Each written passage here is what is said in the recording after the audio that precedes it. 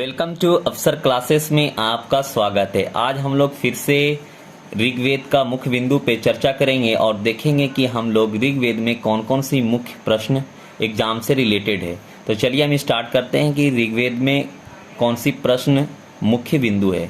देखेंगे ऋग्वेद, इसका शाब्दिक अर्थ मंत्रों या रचनाओं का संग्रह होता है। ये देखेंगे हमारा कि इसका शाब्दिक अर्थ जो हमारा है मंत्र या रचनाओं का है।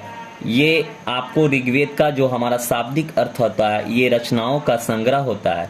अब ये देखेंगे यह सबसे प्राचीन एवं सबसे बड़ा वेद है। अगर मैं ये 4 वेद में सबसे पूछा जाएगा कि सबसे बड़ा वेद कौन है तो हमारा ऋग्वेद है, और सबसे पुराना वेद कौन है तो हमारा ऋग्वेद है।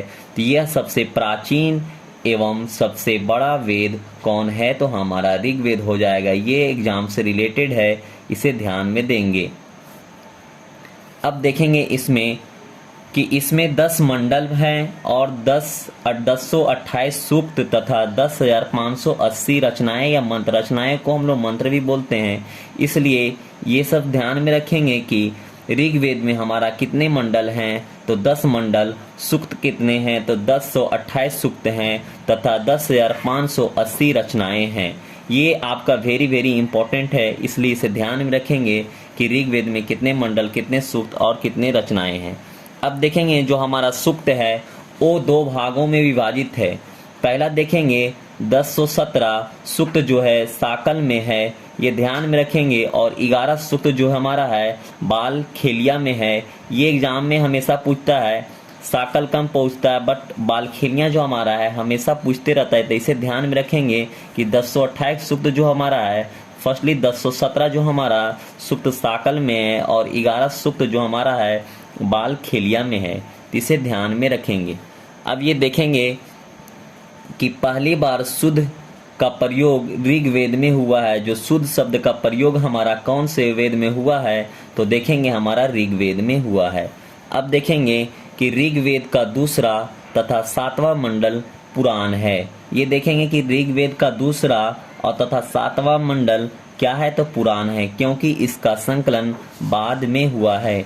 ये सिर्फ ध्यान में रखेंगे कि ऋग्वेद का दूसरा और तथा 7वां मंडल क्या था, पुराण है। ये आप लोग हमेशा ध्यान में रखेंगे। 9वें मंडल में सोम देवता की चर्चा है। किसकी चर्चा है 9वें मंडल में, किसकी चर्चा है तो सोम देवता की चर्चा है। ये एग्जाम में हमेशा पूछता है, इसके लिए ध्यान में रखेंगे कि 9वें मंडल में किसकी चर्चा है तो सोम देवता की चर्चा है। अब देखेंगे कि ऋग्वेद में ज्ञानी कौन है ऋग्वेद का, और उपवेद क्या है और उपवेद का ज्ञानी क्या है। इसे ध्यान में रखेंगे कि वेद हमारा कौन है तो ऋग्वेद, ज्ञानी हमारा कौन है तो हेतु, और देखेंगे उपवेद कौन है हमारा तो आयुर्वेद ध्यान में रखेंगे, और आयुर्वेद का ज्ञानी कौन है तो प्रजापति। ये आप हमेशा ध्यान में रखेंगे कि ऋग्वेद का ज्ञानी कौन है, ज्ञानी, और फिर उपवेद क्या है ऋग्वेद का। फिर देखेंगे कि उपवेद का ज्ञानी कौन है। तो ये चारों आपका ये वेरी इंपॉर्टेंट है, ये पूछा हुआ क्वेश्चन एग्जाम में है, तो इसे आप लोग ध्यान में रखेंगे।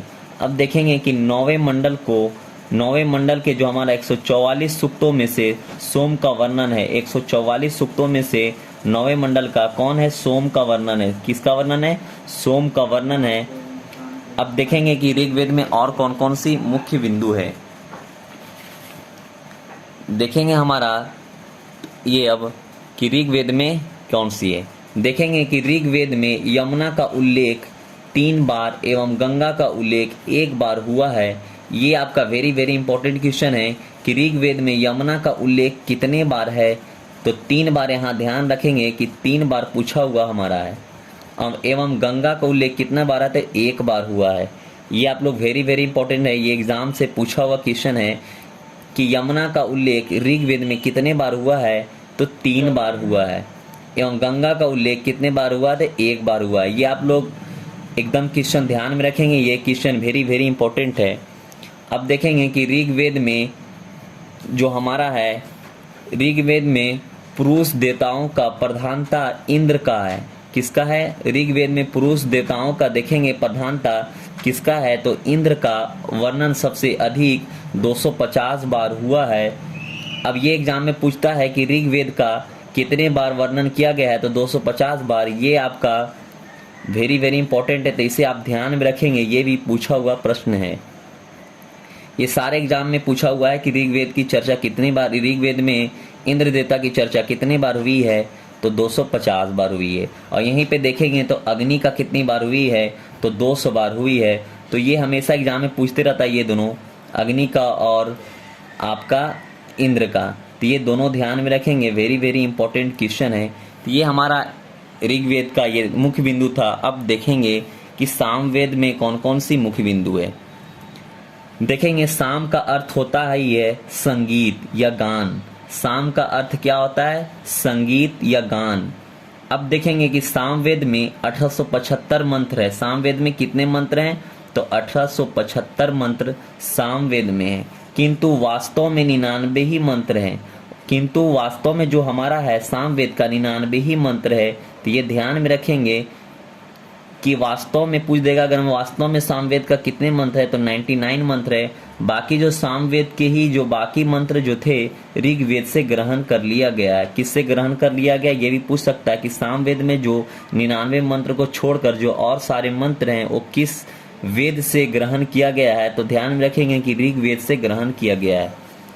अब ये देखेंगे कि सामवेद से ही सर्वप्रथम 7 स्वरों का जानकारी मिलती है। किसकी जानकारी मिलती है सामवेद में, तो 7 स्वरों की जानकारी मिलती है, ये ध्यान में रखेंगे, प्राप्त होती है। इसलिए इसे भारतीय संगीत का जनक माना जाता है। किसका जनक माना जाता है, तो भारतीय संगीत का जनक माना जाता है। जो 7 स्वर ये हैं, कौन है हमारा 7 स्वर, देखेंगे सा है, रे है, गा है, मा है, पा है, धा है, नी है, की चर्चा है। ये आप ध्यान में रखेंगे। जो हमारा जो 7 स्वर है ये हमारा है, ये सामवेद का है। ये देखेंगे ये संगीत यज्ञ के समय गाए जाते हैं। ये जितना भी वर्ड जो इस्तेमाल होता है ये संगीत यज्ञ के समय गाए जाते हैं। अब इसका देखेंगे सामवेद का ज्ञानी कौन है, उपवेद कौन है, उपवेद का ज्ञानी कौन है। देखेंगे सामवेद, वेद हमारा सामवेद हो गया, इसका ज्ञानी उद्गाता है। और उपवेद का देखेंगे तो गंधर्व वेद है, और ज्ञानी इसका देखेंगे उपवेद का तो हमारा नारद हो जाएगा। अब देखेंगे जो हमारा भारतीय संगीत का जन्म सामवेद से हुआ है। देखेंगे जो भारतीय में संगीत का जन्म जो हुआ था हमारा सामवेद से हुआ था। तो ये भी वेरी वेरी इंपॉर्टेंट है, पूछेगा कि भारतीय संगीत का जन्म कौन से वेद से हुआ है, तो देखेंगे ध्यान में रखेंगे कि सामवेद से हुआ है। तो ये भी वेरी वेरी इंपॉर्टेंट है, इसे ध्यान में रखेंगे। और ये तो आपका बहुत ही वेरी वेरी इंपॉर्टेंट है।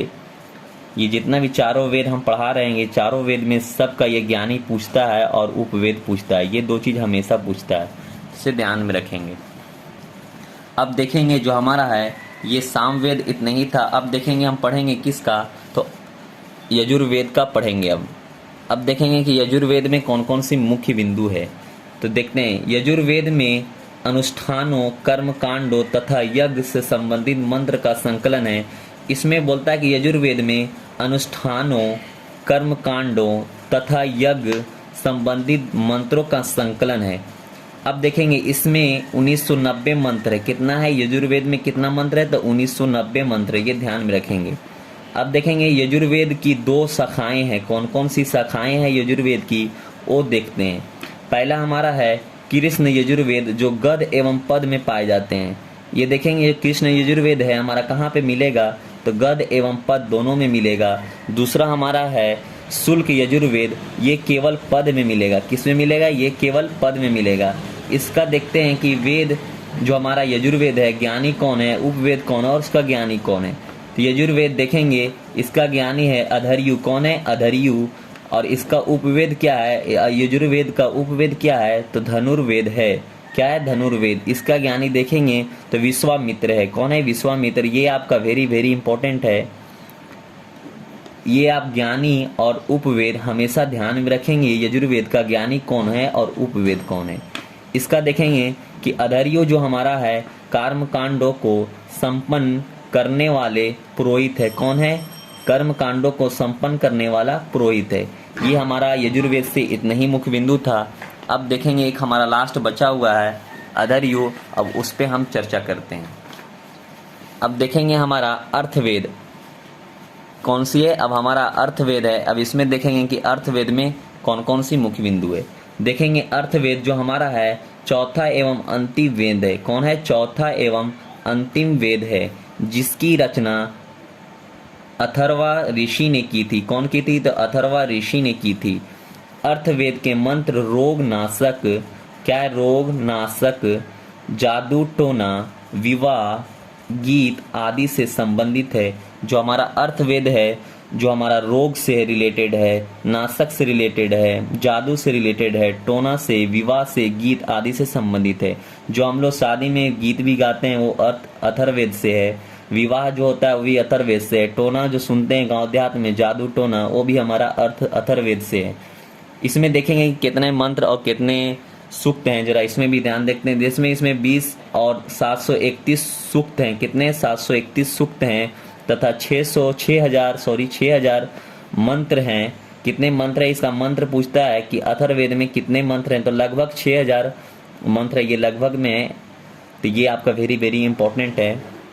देखेंगे 6000 मंत्रों में से 1200 मंत्र ऋग्वेद के हैं। ये भी एग्जाम में पूछता है कि 1200 जो मंत्र है कौन से वेद से लिया गया है, तो हमारा ऋग्वेद से लिया गया। ये ध्यान में आप रखेंगे।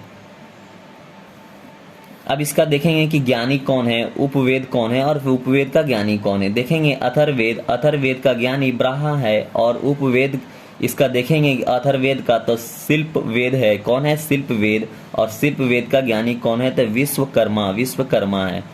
अब ये आपको तो रखना ही याद है, वेरी वेरी इंपॉर्टेंट है। अब देखेंगे अथर्ववेद में सर्वप्रथम मगध और अंग और राजा परीक्षित के बारे में उल्लेख किया गया है। अब देखेंगे अथर्ववेद में किसका सर्वप्रथम है? मगध, अंग और राजा। ये आपको 3 वेरी वेरी इंपॉर्टेंट है। अथर्ववेद में सर्वप्रथम मगध और अंग और राजा का परीक्षित के बारे में उल्लेख किया गया, मतलब बताया गया है। तो आई होप, उम्मीद है कि इतना आप लोग को समझ में आ गया होगा। इसका पीडीएफ अगर मैं डाउनलोड करना चाहते हैं तो लिंक डिस्क्रिप्शन में टेलीग्राम का है, वहां से लिंक पर ज्वाइन कर लें टेलीग्राम को और वहां से आप पीडीएफ डाउनलोड कर सकते हैं। तो आई होप, उम्मीद है कि समझ में आ गया होगा। ये एग्ज़ाम पीटी, किसी भी एग्ज़ाम का वो पीटी आपका वेरी वेरी इंपॉर्टेंट है। पीटी एग्ज़ाम के लिए दरोगा हो या पुलिस हो, बिहार पुलिस हो या ऐसे सीजीएल हो, ये आपका वेरी वेरी इंपॉर्टेंट है सारा पीटी के लिए। तो आई होप, उम्मीद है कि समझ में आ गया होगा। अब मिलते हैं आप लोग को नेक्स्ट वीडियो में।